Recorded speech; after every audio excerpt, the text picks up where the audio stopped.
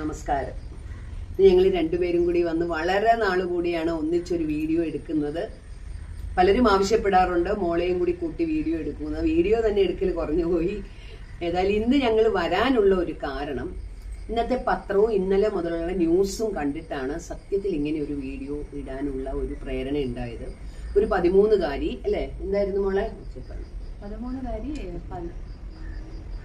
13-കാരി തന്റെ കൂട്ടുകാരും 13-കാരി അവളുടെ കൂട്ടുകാരും കൂടെ അപ്പൂപ്പനെ ഒന്ന് ക്രൂരമായിട്ട് നമ്മള് കേൾക്കാനായിട്ട് ഭയങ്കര എന്ന് വെച്ചാൽ ഒരു 13 വയസ്സെന്ന് പറയുന്ന ഒരു കുഞ്ഞിനെ നമ്മളെ സംബന്ധിച്ച് പട്ടോടയിട്ട് ഓടിക്കളിച്ച് നമ്മുടെ പുറകെ മുക്കുറ്റി, പ്രത്യേകിച്ച് ഇപ്പൊ പൂവിടണ സമയം, മുക്കുറ്റി പൂവിന്റെയും കാക്കപ്പൂവും പറിക്കാനായിട്ട് ഓടി നടക്കേണ്ട ഒരു കുട്ടിയാണ് നമ്മുടെ മനസ്സിൽ വരണത്, പ്രത്യേകിച്ച് പെൺകുട്ടി. അപ്പൊ ആ കുഞ്ഞിനെ എങ്ങനെ ഇങ്ങനെ ഒരു ക്രൂരത ചെയ്യാൻ പറ്റി? നമ്മുടെ നാട്ടിൽ ഇങ്ങനെ ഇത്രയും കുട്ടികള് ഇങ്ങനെ ആവുന്നല്ലോ എന്ന് ഓർക്കുമ്പോൾ ഒരു ഭയങ്കര ഒരു സങ്കടം ഇന്നലെ ഈ ന്യൂസ് കേട്ടപ്പോൾ മുതൽ. അപ്പം അതിന്റെ കാരണം എന്തായിരിക്കും? നമ്മളിപ്പോ പെട്ടെന്ന് കുട്ടിയെ അത് മാത്രമല്ല കൊല്ലാൻ പറയുക മാത്രമല്ല ചെയ്തത്, കൊട്ടേഷൻ കൊടുക്കുക മാത്രമല്ല ചെയ്തത്, ആ കൊല്ലുന്നത് വീഡിയോയിൽ എനിക്ക് കാണണം, ഉറപ്പുവരുത്തണം. അപ്പൂപ്പനെ കൊന്നു. അപ്പൂപ്പൻ പറഞ്ഞ അമ്മയുടെ അച്ഛനാണ്. അപ്പൊ എനിക്കത് കാണണം, അയാളെ കൊല്ലുന്നതെന്നുള്ള അത്ര ക്രൂരത മനസ്സിലേക്ക് വരണമെങ്കിൽ ഒരു പിഞ്ചു കുഞ്ഞിന് 13 വയസ്സെന്ന് പറഞ്ഞാൽ അവളുടെ ബാല്യം കഴിഞ്ഞ് അവൾ കൗമാരം തുടങ്ങുന്നതേ ഉള്ളൂ. 13 വയസ്സ്. ആ സമയത്ത് അവൾക്ക് അങ്ങനെ തോന്നണമെങ്കിൽ എന്തായിരിക്കും അതിന്റെ കാരണം എന്നുള്ളത് അവൾ അത്രയ്ക്ക് അങ്ങ് ക്രൂരയായോ? എന്തുകൊണ്ട് അവൾക്ക് ഇങ്ങനെ ഇത്രയും ഒരു കുഞ്ഞിന് ചിന്തിക്കാൻ സാധിക്കുന്നു എന്നൊക്കെ നമ്മളങ്ങ് ആലോചിച്ചു പോകും. അതിന്റെ കൂടെ കൂട്ടു നിന്ന പിള്ളേരാണേലും 17 വയസ്സുള്ള 18 താഴെയുള്ള 10ാം ക്ലാസ്, 2 പേര് 10ാം ക്ലാസ്, ഒരാള് 11-ല് പഠിത്തം നിർത്തിയ ഒരാള്, അമ്മ കിടപ്പ് രോഗി, അവരുടെയും വീടുകളില് പ്രശ്നം, അച്ഛനില്ല ഒരാൾക്ക്. അപ്പൊ ഇതൊക്കെ പ്രശ്നങ്ങളുള്ള കുഞ്ഞുങ്ങളാണ് ഇത്തരത്തിലേക്ക് പോകുന്നത്. അതിന്റെ റീസൺ പറഞ്ഞത് ഐഫോൺ വേണം, ബൈക്ക് വാങ്ങിക്കണം. അപ്പൊ അവർക്ക് അത് വാങ്ങിക്കണമെങ്കിൽ ആക്ച്വലി ആ സ്വർണം മോഷ്ടിച്ചോണ്ട് പോയാൽ മതി. അത് മോഷ്ടിക്കുക മാത്രമല്ല അവർ ചെയ്തേ, കൊല്ലുകയും കൂടെ ചെയ്തു. അപ്പൊ അതിന്റെ പിന്നിൽ എന്താണെന്നുള്ളത് നമ്മൾ ചിന്തിക്കേണ്ട ഒരു കാര്യം തന്നെയാണ്. നമ്മുടെ ഇപ്പൊ സമൂഹത്തില് കുടുംബ ബന്ധങ്ങളിലെ ഒരു മൂല്യ ശോഷണം തന്നെയാണ്. നമ്മള് ഈ കുഞ്ഞുങ്ങളെ പറയുമ്പോ അതിന്റെ പിന്നിലേക്ക് നമ്മൾ പോകണം. എന്തുകൊണ്ട് ഈ കുഞ്ഞുങ്ങള് ഇങ്ങനെ വന്നു, ഇങ്ങനെ പെരുമാറുന്നു? ഇപ്പം ഈ കുട്ടി ഇപ്പൊ പറഞ്ഞിട്ടുണ്ട് അപ്പൂപ്പൻ അവളെ ബാഡ് ടച്ച് ചെയ്തു, പീഡിപ്പിച്ചു എന്ന് വെച്ചാൽ ബാഡ് ടച്ച് ആയിരിക്കാം, എന്തോ ആവാം. അത് കേട്ട ഉടനെ ഇതിങ്ങനെ പറഞ്ഞ ഉടനെ നമ്മളൊക്കെ പറഞ്ഞാൽ തുടങ്ങി. ഇനിയിപ്പൊ അതല്ലേ പറയാൻ പറ്റൂ, ഒരു പെണ്ണിന് പറയാൻ രക്ഷപ്പെടാം. പക്ഷെ സത്യമാണ്, ഈ പെൺകുട്ടി ഇതിനു മുൻപും ചൈൽഡ് വെൽഫെയറിൽ പോയോ സ്കൂളിലോ ഉള്ളവരോട് പറഞ്ഞിട്ടുണ്ട്, എനിക്ക് വീട്ടിൽ നിന്ന് ഇത് അനുഭവിച്ചിട്ടുണ്ട്, പക്ഷെ എനിക്ക് ഇവിടേക്ക് പോവണ്ട, ഷെൽട്ടർ ഹോമിലേക്ക് പോവണ്ട എന്ന് അവൾ പറഞ്ഞിട്ടുണ്ട്. അവള് കുറച്ചുനാള് ബാലികാ സദനത്തിലായിരുന്നു. അവളുടെ അമ്മ കല്യാണം കഴിച്ച ഉടനെ പിരിഞ്ഞതാണ് അച്ഛനുമായിട്ട്. എന്നിട്ട് ഈ കുഞ്ഞു പ്രായത്തിൽ അവളപ്പോ എന്തുമാത്രം വിഷമങ്ങള് അനുഭവിച്ചിട്ടുണ്ട്. അമ്മ വെളിയിൽ പോയി. അപ്പൊ ആ കുഞ്ഞു പ്രായത്തിൽ ആ കുഞ്ഞ് നേരിട്ട ഒരു വിഷമം നമ്മളൊന്ന് ആലോചിച്ചാല്, അവൾക്ക് ഒട്ടും അവളെ ചേർത്ത് പിടിക്കാന്, അവൾക്ക് അവളുടെ വിഷമങ്ങൾ പറയാൻ അവൾക്ക് ഒരാളില്ലായിരുന്നു. ഒരു സുരക്ഷിതത്വ ബോധം ഉള്ള ഒരു വീടും അവൾക്ക് കിട്ടിയിട്ടില്ല. അവളിപ്പൊ ഇതിന്റെ സമയത്ത് തന്നെ അവൾ സുഹൃത്തിന്റെ വീട്ടിൽ, ഈ 3 ആൺകുട്ടികളുമായിട്ടുള്ള കൂട്ടിൽ, അവരുടെ വീട്ടിൽ ഒരാളുടെ വീട്ടിലിരുന്നാണ് അവൾ ഇതെല്ലാം ഓപ്പറേറ്റ് ചെയ്തത്. അപ്പം ശരിക്കും പറഞ്ഞാല് അമ്മ കൊച്ചിലെ ഇട്ടിട്ട് പോയി. അത് കഴിഞ്ഞ് പിന്നെ അമ്മ കല്യാണം കഴിച്ചു. അപ്പൊ അമ്മയ്ക്ക് ഇവളുമായിട്ടുള്ള ഒരു അറ്റാച്ച്മെന്റ് ഭയങ്കര കുറവാണ്. ഇവൾക്ക് അവളുടെ സങ്കടം പറയാൻ ഒരാളില്ല എന്നുള്ളതാണ് ഈ പ്രധാനമായിട്ടും ഇതിന്റെ പിന്നിലുള്ള ഒരു കാര്യം.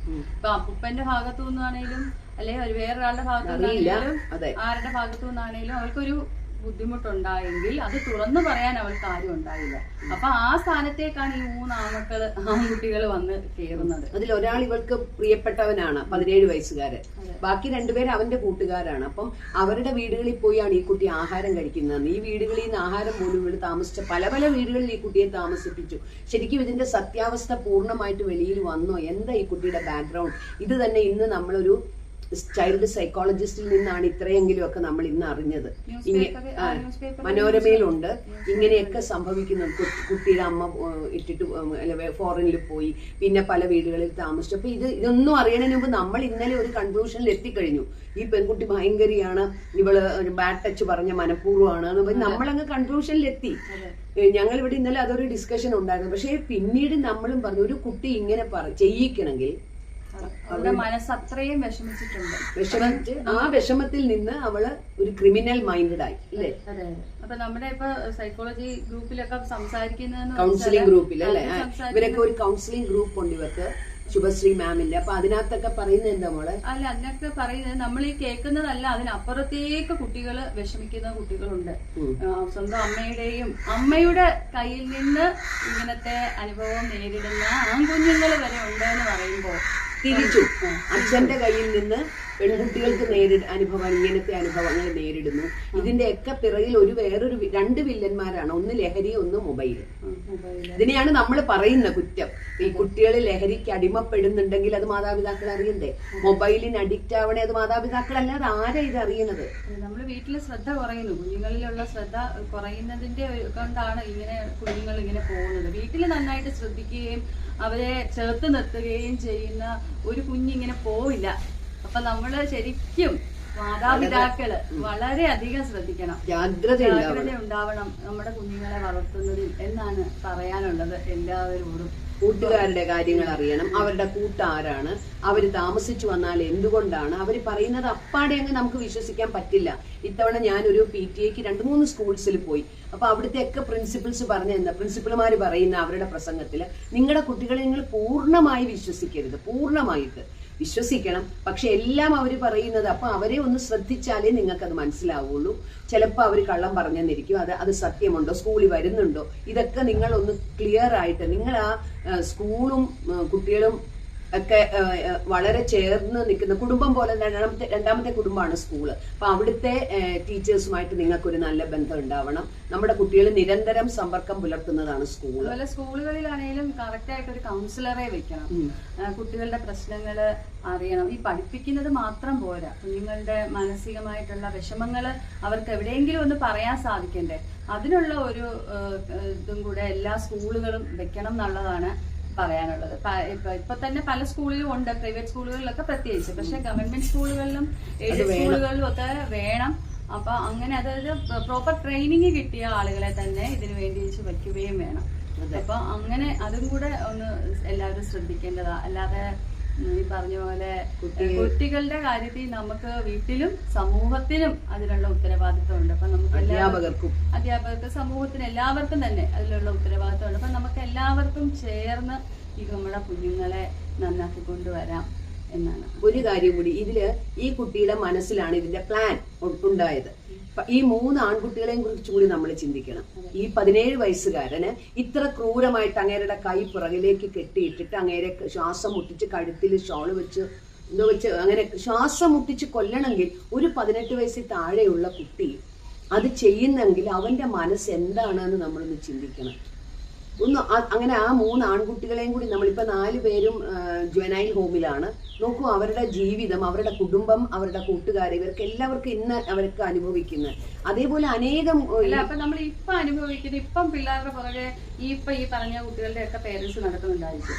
ഈ സമയം ഇപ്പൊ കൊടുക്കുന്ന ഈ സമയം അവര് നേരത്തെ ഈ കുഞ്ഞുങ്ങൾക്ക് കൊടുത്തിരുന്നെങ്കിൽ, ശ്രദ്ധ ഇപ്പൊ അവര് കരഞ്ഞു നടക്കുന്ന ഈ കരച്ചില് ഇതിനു മുമ്പ് ഈ കുട്ടികൾക്ക് കൊടുത്തിരുന്നെങ്കിൽ ഇതുങ്ങൾ ഈ ഒരു ഇതിലേക്ക് പോകുമായിരുന്നു. അപ്പം നമ്മൾ ചിന്തിക്കേണ്ട ഒരു കാര്യമായത്. അല്ല, നമ്മളൊരു പ്രശ്നത്തിൽ അകപ്പെട്ടിട്ട് അയ്യോ എന്റെ കൊച്ചിനെ പിടിക്കരുതേ, അവൻ അങ്ങനെ ചെയ്യത്തില്ലേ എന്ന് പറഞ്ഞ് കരഞ്ഞിട്ട് കാര്യമില്ല. നമ്മൾ അത് ആവാതിരിക്കാൻ, നമ്മൾ അതിൽ കുഞ്ഞുങ്ങൾ പെടാതിരിക്കാൻ നമ്മുടെ വീട്ടിൽ നിന്നും ഒരു കരുതൽ വേണം. നമ്മുടെ കുഞ്ഞ് വേറൊരാളുടെ അടി വാങ്ങിക്കുന്നതിലും ഭേദം നമ്മൾ ഒരു വഴക്ക് പറഞ്ഞ് അടി കൊടുത്തോ വീട്ടിൽ വളർത്തുന്നത് തന്നെയാണ് എന്നാണ്. തലയും കുരിച്ച് അവര് പോലീസ് സ്റ്റേഷനിലൊക്കെ പോയി നിന്ന് പോലീസുകാർ കൈവലങ്ങും വെച്ചുകൊണ്ട് പോകുന്നതൊക്കെ ഹൃദയം നമ്മളെ നോവിപ്പിക്കുന്ന കാഴ്ചകളാണ്. നമ്മുടെ കുട്ടി അല്ലെങ്കിൽ പോലും കുഞ്ഞുങ്ങൾ ഇങ്ങനെ പോകുമ്പോൾ ഒരു അധ്യാപിക എന്ന നിലയിൽ, ഒരു അമ്മ എന്ന നിലയിൽ, അമ്മൂമ്മ എന്ന നിലയിൽ എനിക്ക് സത്യം ഇന്നലെ എനിക്കിത് കേട്ട് കഴിഞ്ഞ് എനിക്ക് സത്യം പറഞ്ഞാൽ ഞാൻ ആ കുട്ടിയുടെ ജീവിതം ഓർത്ത് ഇങ്ങനെ ആ കുട്ടിയുടെ മനസ്സിൽ ക്രൂരത വന്നു ഭഗവാനെ എന്ന്. ഇന്ന് ഒരു വലിയ റിട്ടയർഡ് ജഡ്ജി പറഞ്ഞിരിക്കുന്നത് ഈ ശിക്ഷ കുറഞ്ഞു പോകണമെന്ന്. ഈ ജുവനൈൽ ക്രൈം ചെയ്യുന്നവർക്ക് കുട്ടികൾക്കുള്ള ശിക്ഷ കുറയുന്നു. ഉദാഹരണം, അദ്ദേഹം നിർഭയയുടെ കാര്യം പറഞ്ഞു. നിർഭയയെ ഏറ്റവും കൂടുതൽ പീഡിപ്പിച്ചത് 18 വയസ്സിൽ താഴെയുള്ള ഒരു പയ്യൻ. അയാളെ വെറുതെ വിടുവായിരുന്നു, അയാളെ തൂക്കിക്കൊന്നില്ല, ബാക്കി എല്ലാരെയും കൊന്നു. അയാള് 18 വയസ്സിൽ താഴെയാ, വിവേകമായിട്ടില്ല, പ്രായപൂർത്തിയായില്ല എന്നും പറഞ്ഞ് അവനാണ് ഈ കുട്ടിയുടെ ഏറ്റവും കൂടുതൽ ആ കമ്പിപ്പാരയൊക്കെ വെച്ച് കുത്തി കൊടൽമാല എടുത്തു എന്ന് പറഞ്ഞ ആ പയ്യനാണ് അത് ചെയ്തത്. നോക്കൂ എത്ര ക്രൂരമായി. അവൻ അന്ന് 16 വയസ്സോ 17 വയസ്സേ ഉള്ളൂ.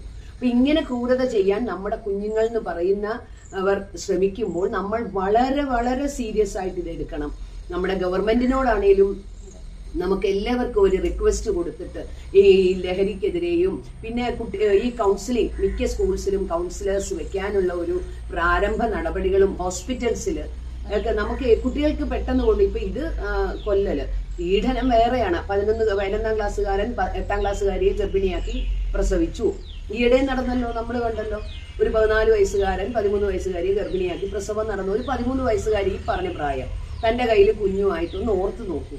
അപ്പൊ ഇങ്ങനെ ആ ഒരു സംഭവം നടക്കുന്നുണ്ട്. പിന്നെ പ്രായപൂർത്തിയായവര് പീഡനം നടത്തുന്നുണ്ട്, പ്രായമായവർ ചെറുപ്പക്കാരെ. അപ്പൊ ഇങ്ങനെ ഈ കലികാലത്തിൽ നടക്കാൻ പാടില്ലാത്ത കാര്യങ്ങൾ നടക്കുമെന്ന് പറഞ്ഞ സത്യമാണ്.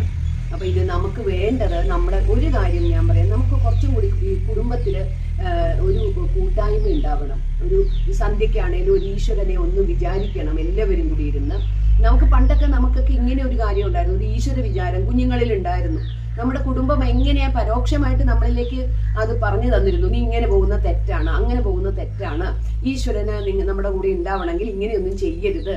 പിന്നെ നമ്മുടെ മാതാപിതാക്കളെ നമുക്ക് വേദനിപ്പിക്കാൻ സങ്കടമായിരുന്നു. അപ്പൊ തെറ്റിലേക്ക് പോകാതിരിക്കാൻ ഇങ്ങനെ ചില ഘടകങ്ങൾ നമ്മുടെ കുടുംബത്തിലുണ്ടായിരുന്നു. ഇന്ന് അതെല്ലാം ഇല്ലേ അസ്തമിച്ചു. അതുകൊണ്ട് സ്നേഹം എന്ന സൂര്യപ്രകാശത്തിൽ നമ്മുടെ കുഞ്ഞുങ്ങൾ വളരണം. അവരെ ചേർത്ത് നിർത്തി, രാവിലെ എഴുന്നേറ്റ് അവരെ ചേർത്ത് നിർത്തി അവരുടെ തലയിൽ കൈവച്ചിട്ട് എൻ്റെ മക്കൾ എൻ്റെ ഭാഗ്യമാണെന്ന് പറയുവാൻ ദിവസവും പറയണം. കൂടാതെ അവരുടെ കൂടെ ഈശ്വരന്മാർ, അവരവർ വിശ്വസിക്കുന്ന മതത്തിൽ, ഏത് മതത്തിലാണേലും അവരവരോരോ ഈശ്വരനെ വിശ്വസിക്കുമല്ലോ, ആ ഈശ്വരൻ കൂടെ ഉണ്ടാവണേ എൻ്റെ കുഞ്ഞുങ്ങളുടെ കൂടെ എന്ന് മനസ്സു നൊന്ത് പ്രാർത്ഥിക്കാൻ എല്ലാവരും ശ്രമിക്കണം. നമുക്ക് വളരെ ജാഗ്രത വേണ്ട സമയമാണ്. നമ്മുടെ കുട്ടികളെ ആരും റാഞ്ചിക്കൊണ്ട് പോകാതെ, അല്ലേ, ഈ തെറ്റായ മാർഗത്തിലേക്ക് ചെന്ന് പെടാതെ കുഞ്ഞുങ്ങളെ നമുക്ക് സംരക്ഷിക്കാം. എല്ലാവർക്കും ഈശ്വരൻ അനുഗ്രഹം നൽകട്ടെ എന്ന് പ്രാർത്ഥിച്ചുകൊണ്ട്, പ്രത്യേകിച്ച് നമ്മുടെ കുഞ്ഞുങ്ങളെ കാത്തുകൊള്ളണേ എന്ന പ്രാർത്ഥനയോടുകൂടി ഞങ്ങൾ തൽക്കാലത്തേക്ക് വിട പറയുന്നു.